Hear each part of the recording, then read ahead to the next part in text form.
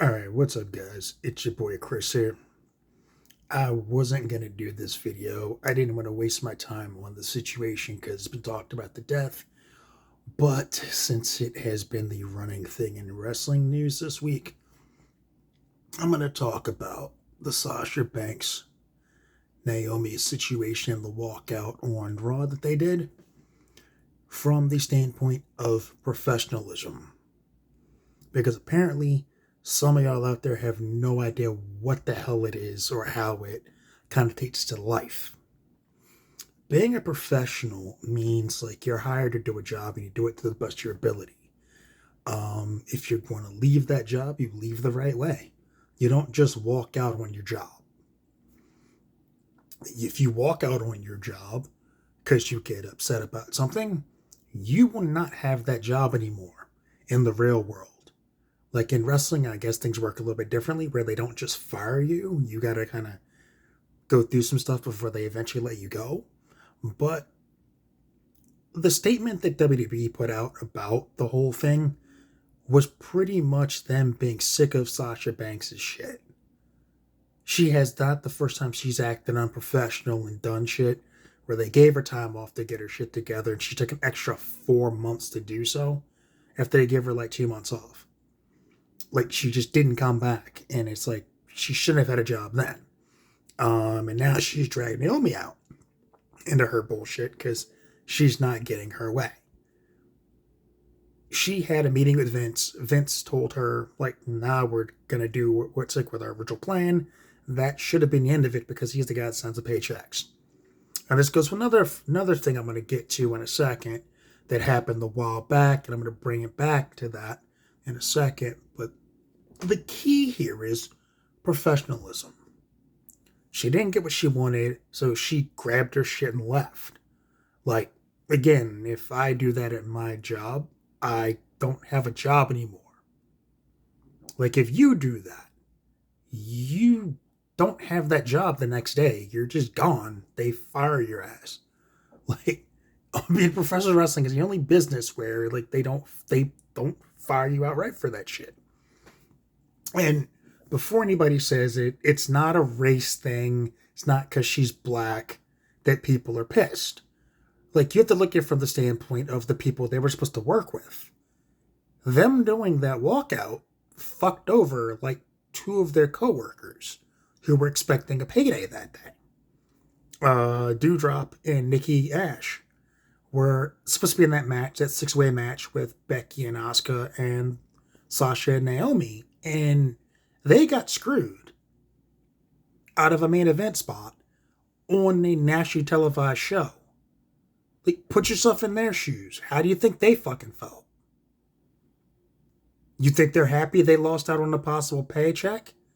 Now, maybe Vince paid them and everything's cool. And they're like, well, we still got paid, fuck it. Maybe they're upset because they didn't get that main event payday or that main event bonus or whatever the fuck. Like, you have to look at it from that standpoint. There was also problems with working with the talent. Like, if I'm either of those four women, I'm like, where's the fucking problem? You worked with us before. Now it's an issue? What does that mean? There would be a problem. There would be a conversation had when they would come back to that locker room. Straight up. I'd be like, yo, you have a problem with the way I work? Okay. Let's settle that problem. Again, there's professionalism. And that goes all ways too. It also means when you're the boss of a company like Tony Khan, you don't punch down at a former employee who calls you out on issues that they may have seen or they may have heard based on their experiences. Again, it's not about like everybody didn't experience the same shit as Big Swole, but she had issues and she conveyed those on her way out the door, apparently to Tony Khan, and his response was to trash her work. Like, we let her go because she wasn't good at her job. Well, 6 months prior, he was kissing her ass about how good she was and how much better she's gotten. So, which one was it? Also note, He didn't have that same energy for other people who said the same shit. Hikaru Shida called out like the structure of the company and how they weren't taking care of the Joshis that were coming over from Japan as far as helping them find a place to live and stuff like that and helping them acclimate to America. She openly said that, has stuck by that, has not retracted that. Joey Janela, on his way out, said he's not resigning and brought up the same structural issues. Also, note, neither one of them caught the same shit from anybody that Big Swole got. So, look at it from that standpoint.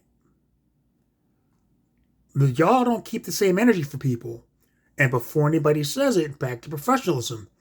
Stone Cold Steve Austin, when he walked out on WWE, they buried his ass on camera for 10 fucking minutes on Raw. Vince came out, slammed him. The Rock came out, slammed him. He got fined $650,000 to have to polish the locker room when he came back. And he's even admitted since that he fucked up and it was the wrong thing to do. And that he shouldn't have done it that way. Because he knew he was wrong. So, again, Charlotte, when she did her bullshit with Becky Lynch, when she threw the belt on the ground and started all that stuff on SmackDown, they escorted her ass out of the building. So other people who've been unprofessional have been dealt with in certain ways. So for people bitching about them getting called out for being unprofessional, other people have been called out for this. Now, for the boss of the company, Vince isn't going to come out and say anything because he knows that he's punching down and there's no winning that. Tony Khan didn't learn that lesson, which is why he caught hell from Darius Lockhart and Leo Rush when he said the stuff about Big Swole. But for him to say, like, yo, you need to apologize for that shit because Leo Rush, knew that motherfucker was wrong. And yes, he had the balls to call him out. Darius Lockhart basically said, I'm not working for these motherfuckers again because of the way that's not how you do stuff when you're the boss of a company. You don't talk to talent, but you can call out other aspects of things she said, but you don't talk about their talent because it affects their potential to work elsewhere. Like, if you say, oh, that person's not good at what they do, fuck them. They may be able to get a job again. You don't want to do that to somebody. You don't want to nuke that bridge.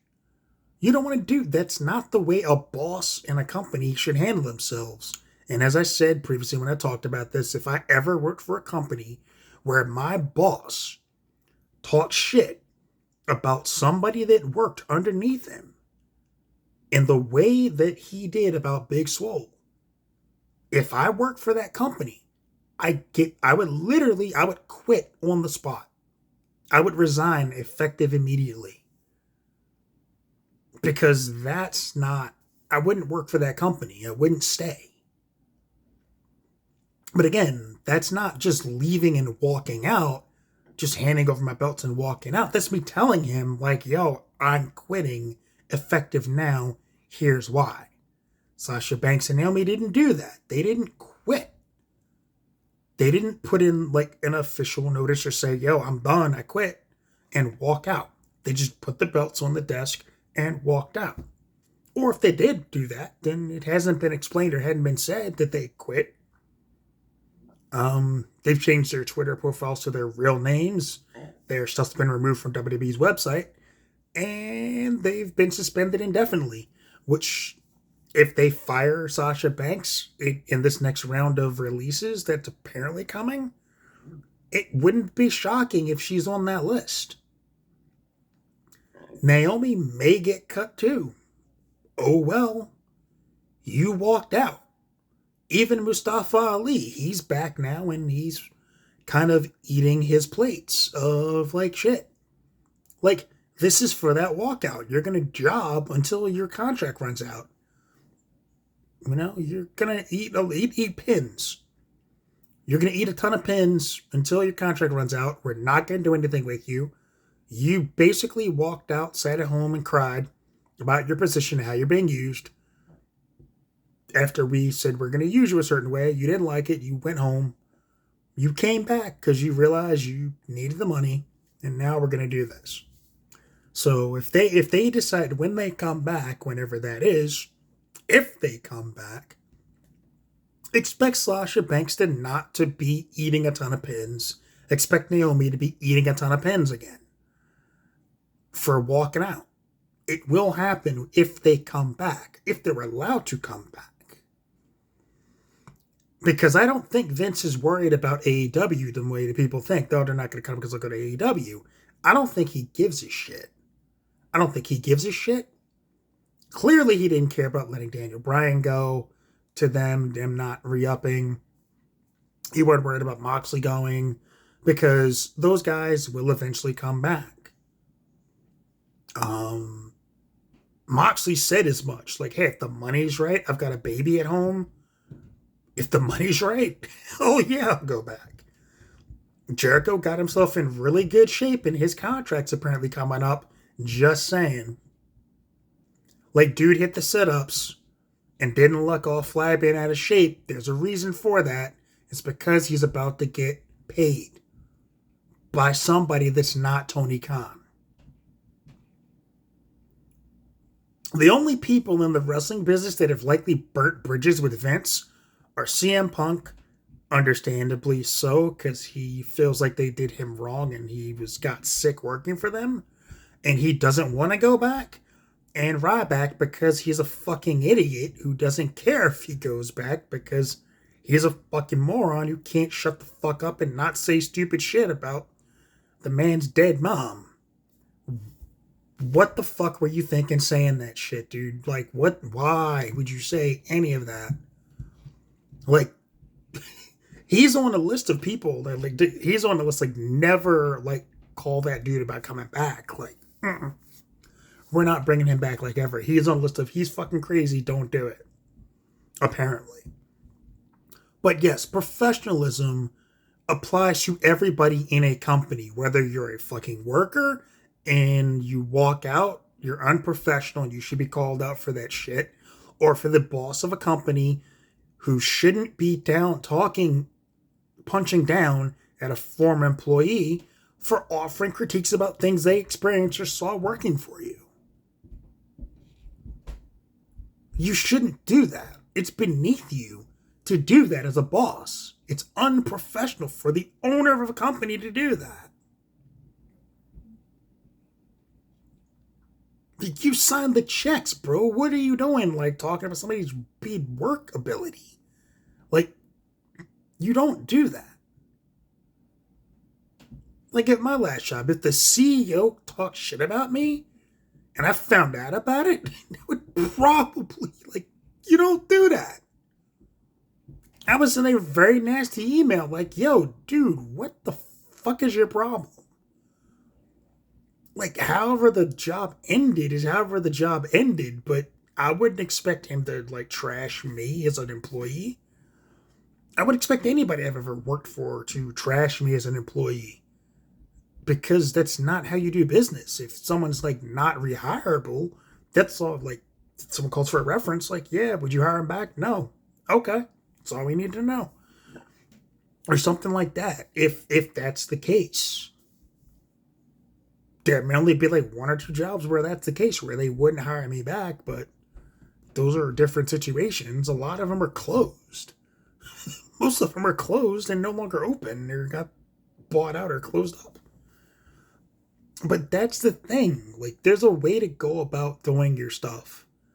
And there's a way to go about doing your business. And, like, this generation does not understand that. I don't know what the hell's wrong with y'all or what the fucking problem is, but you haven't worked in the real world where there are things like you can't just walk off a job and have it the next day. It's not going to happen. I do not recommend doing it unless the situation is so untenable that if you don't, you're going to do something stupid. Then, okay, if you got to walk. But other than that, unless you have something lined up, ready to go, don't just walk. Put in your notice. Tell them you're leaving. Leave the right way. Because you never know if you're going to have to go back to that job. There have been situations where I've had to do that. I was working for the post office at one point. I got laid off of the job I worked at before that. I was working at a bar as security and as a waiter, as a bartender, and I had to go back to it. I walked in that day. Owner's meeting with the vendor, or liquor vendor. I waited for him to finish his meeting before I told the bartender that was working, who knew me, what was going on with me. Before I got a word out, he jumped from behind the bar, told him what happened. I was going to say, I was going to say, hey, how's the wife and kids first? But yeah, man, you got anything for me? I'll do whatever. I'll wash dishes. I don't care. I just need something. And he said, hey, can you still work the door? I said, hell yeah. Told me to come that next day, let him know who I am, let him know why I'm there. They'll put me in the system. I went down the next day. I met with the GM and at the time head of security. They went to put me in the system. I was already in because they never took me out. So I started that Friday. I worked there for 4 years. I stayed even when up until my full-time job that I'd gotten in between like gigs, because this was like part-time. I stayed there for 4 years in addition to working another job. Only reason I left is because the full-time job changed hours, but because that it meant that much to me that he looked out for me, or he helped me out at a time where I didn't have shit. Because I was professional. I always did right by him. I always did right by his restaurants. At first, when I first worked there, it was a favor to my brother. Because again, I was looking for something. The second time when I came back, it was because he knew me as a worker that would do what he knew me as a worker and as a person. So that's the type of shit you build when you work somewhere. Which goes into other aspects of things. Like if you're asked to train somebody, I'm just going to go for a little bit of tangent. If you're asked to train somebody, train them, show them everything you know, do right by them. If you're trusted with that responsibility, that's an honor. Don't look at it as I got to do this shit. Help them out. You never know what that's going to mean to that person.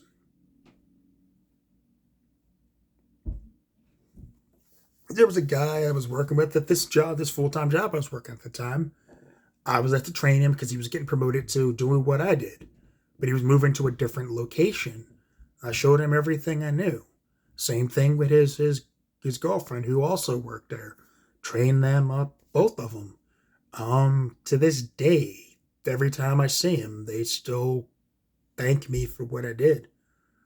They treat me and my wife like family. Blows me away that they do that. To me, it was nothing special. To me, it's nothing. It wasn't a big deal. I was just doing what I was asked to do. Nothing special. Somebody did it for me. I owed them no less. But for them, it meant the world.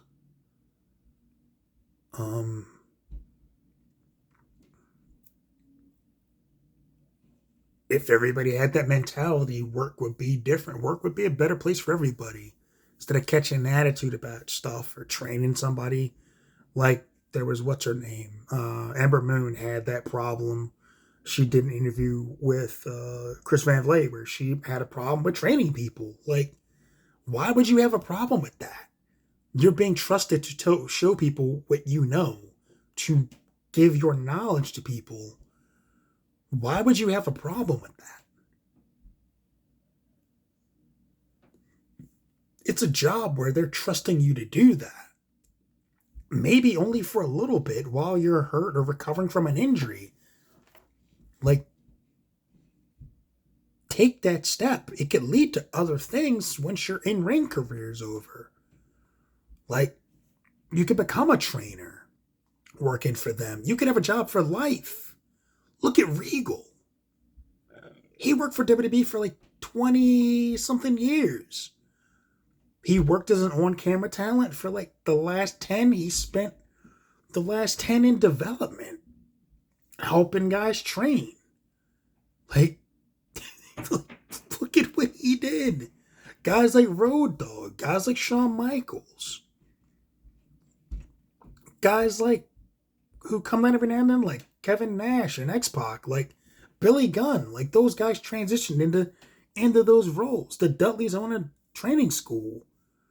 Even Dustin Rhodes has a training school. Like, these guys have knowledge. You know, you could pass that on and make sure the next generation of wrestlers aren't fucking stupid asses that know what the fuck they're doing, and guys don't get hurt doing simple shit like that happens all the fucking time now, you know? And it stops the botches that we see every fucking week. So, I mean, you have that opportunity, you take it upon yourself to do that. I felt like, to me, hearing that, I was like, okay, you just have an attitude. Like, you have an attitude that you're too good for it. Too good for that. And that's a problem. Like, you shouldn't have that as someone they ask you to train somebody. Like, you should take that seriously. You should cherish that time to train somebody. If they trust you enough to do that, that should mean something. It should be a step in a direction or a possible career path that you can go on once you can transition into. And then you've possibly got a job for life. But that's me. I mean, I can't speak for other people, but I know when I was asked to do it, it's another skill I can put on my resume. If worst case scenario, I know how to train people. And I use that. Because I've done training, I can train people. I've used that. I applied for a trainer job where I would have been responsible for making the training program, training regiment for this place. Ultimately, I didn't get it, which sucked because it would have been a really good job. But the fact that I had that ability got me in the door for the interview. And it's gotten me other interviews because I have that knowledge, or I have that skill.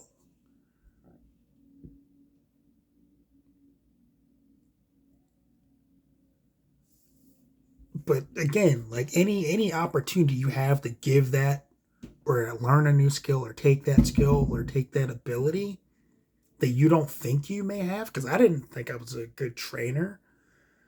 It was good to be good at training somebody. Not the most patient person, but turns out I was. When I brought in new security guys who happened to be friends of mine, like, I was like, yo, here's the deal. This is what I need you to do. If you mess up, you're fired. And these guys were my best friends. So, like, I showed them everything I knew, but I told them, don't fuck up. If you do, you're fired. I gotta fire you. Don't make me fire you. It's not about us being friends. And I did to tell him, like, I'm your friend, but at work, I'm also your boss. So the friendship isn't there right now. And it can't be. You know, because right now we're working, I'm in charge, I'm your boss. But they respected that. After we clocked out, or when everybody was out of the bars, we would go back to being friends. We were still friends at work and stuff like that, you know, but still we're working, so we got to be serious. So it was just how it was. But everybody knew, like, hell, there's a certain way to do stuff. There's Chris's way to do stuff. We got to do it his way. If there's something that they had an idea, my doors was always open. Like, yo, what about this? All right, let's try it. If it works, we'll do it that way.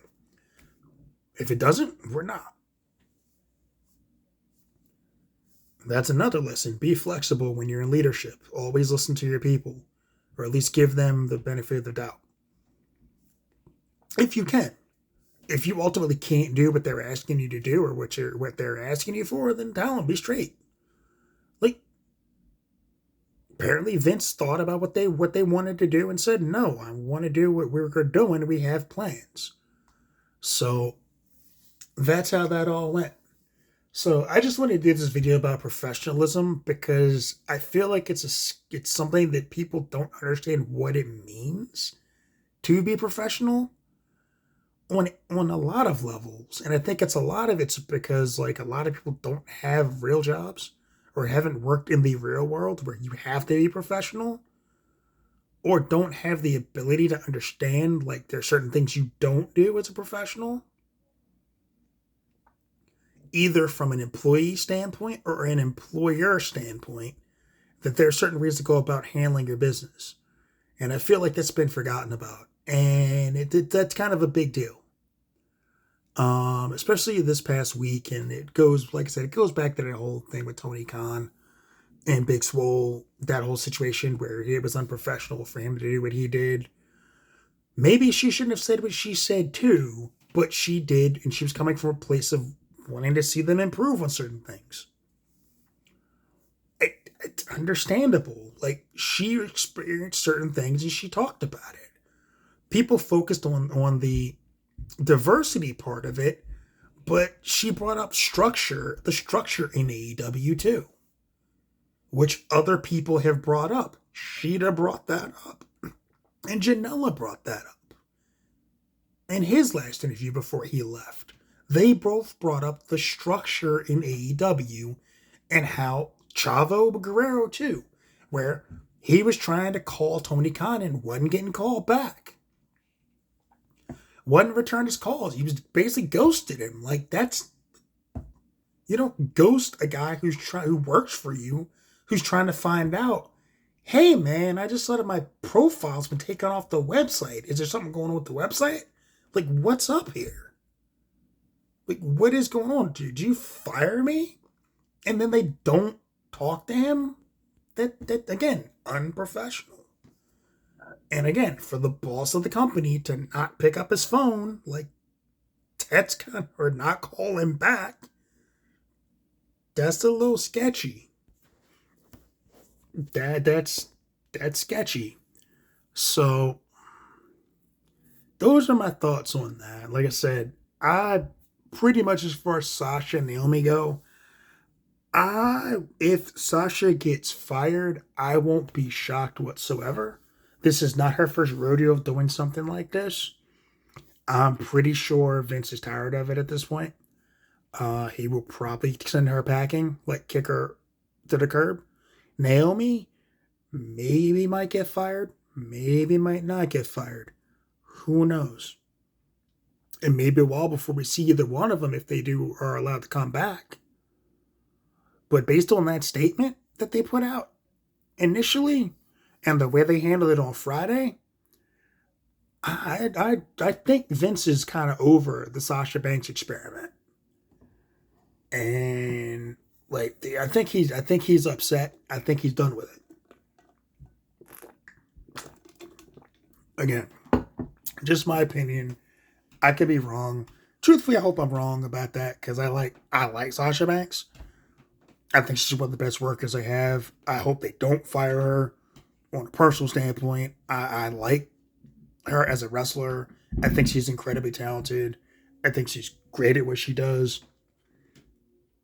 She knows her character, but there are certain things about her that just rub people the wrong way, myself, and like the way she interacts with fans sometimes is not okay.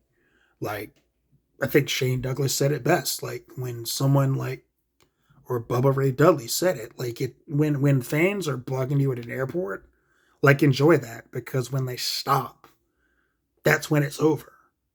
Basically, like, if a fan comes to you at the airport wanting to like shake your hand or sign an autograph for you, take the time and just take a minute and just take the picture or whatever. Just enjoy that, because when they stop bothering you, like, that's when you're done. When you don't have people coming up to you at the airport, when you don't have people swarming you or something like that, that's when you're not a star anymore. And that can be very jarring for people who have been famous. So, anyway, I've gone on for over like a half hour on this. I was not planning on doing this video, but a couple of Twitter interactions kind of set me off on this tangent. Said I was going to do this, and I finally got home, had dinner and stuff like that, and had to run, like, do, like, the grocery thing. So, those are my thoughts on this. If you take anything from this video, for Christ's sake, like, understand what professionalism is and try to abide by it in your work life. You don't want to have like a bunch of black marks on you that follow you around. You don't want to nuke bridges that you may not want to nuke. You know, unless you have to nuke a bridge, don't do it, because you never know when you have to recross it.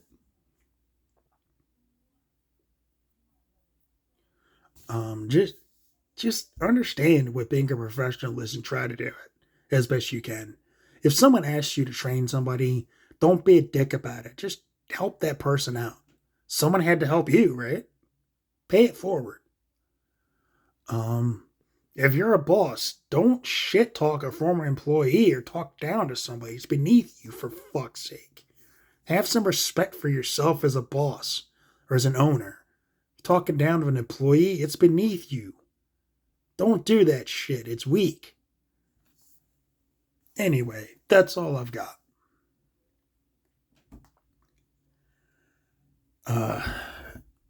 Shout out to Wrestling Soup, Kev Castle, Don Tony, Break the Apocalypse, RBR Weekly Wrestling Talk, Grapsity, Bob Seska, T-Rex, From the Bunker, Buzz Burbank. I'm probably forgetting people. Solid Monster, Chris Van Vliet. Shout out to all those guys. Like I said, they have been super cool. Planet Mondo, another shout out there. Like I said, just want to shout those guys out. They're putting out good material. Check them out. Seriously, check them out. You won't regret it. They'll make you laugh. Some of them are very insightful. They'll make you laugh. They'll make you cry. They'll make you think. A lot of them are very insightful. A lot of them are insightful.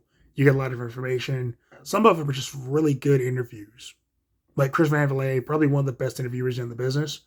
Sean Oliver, shout out to him from Kayfabe Commentary. Shout out to that dude. Why? Because I can. Apparently he's doing a podcast coming up with Kevin Nash. Wolfpack. For life. That's right. I just did that. Anyway, that's all I got. Keeping it 100. I'm a fan of Conan and Disco. I don't give a fuck. Especially K-Dog. He's cool as shit. Anyway. Comics Explained. Geek Culture Explained. Rob doing great stuff too. I gotta shout him out. Dude, if I can get a Rob Core ring, hook a brother up.